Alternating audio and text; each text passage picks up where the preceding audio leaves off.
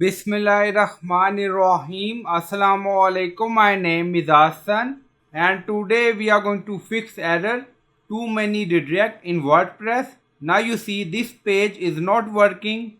Try deleting your cookies. So we are going to fix it. Before starting work, it's my request, please subscribe my channel. Thank you. Now back to our work. So there are multiple ways to fix this issue. Sometime website show this error. Sometime website don't show this error. So first you can fix this issue by clear your browser cookies. If your issue is fixed after clear your browser cookies, then it's good. Otherwise you can check WordPress URL setting. You can rename or delete .htaccess file or create it again, or you can deactivate all plugin and then activate plugin one by one to check which plugin caused this issue. Sometimes you can access WordPress, sometimes you don't access WordPress dashboard.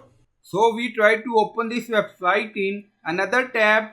If you don't have access of WordPress dashboard, then go to hosting and then go to WP content folder and then rename plugin folder and your issue will be fixed. So you will activate plugin one by one and check, and then you will identify which plugin caused this issue.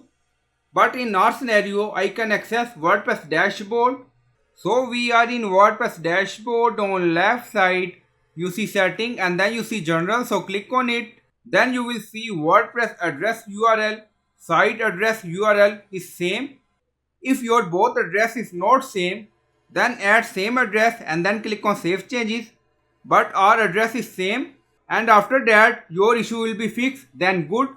If not, then go to hosting and delete .htaccess file, and after that you can check WordPress dashboard. If you have access of WordPress dashboard, then on left side you see setting and then you see permalink, so click on it.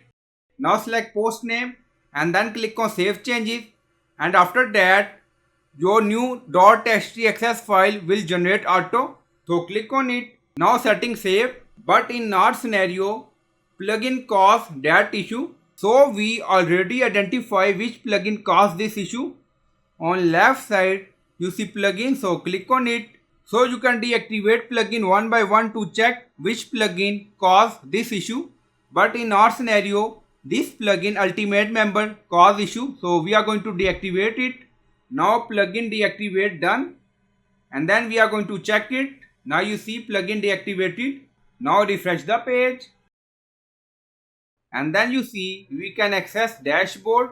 Open it. So our issue is fixed after deactivate plugin. That plugin caused this issue, so you can apply any method. So I hope you like this video. Please like, comment, share, subscribe. Thank you for watching.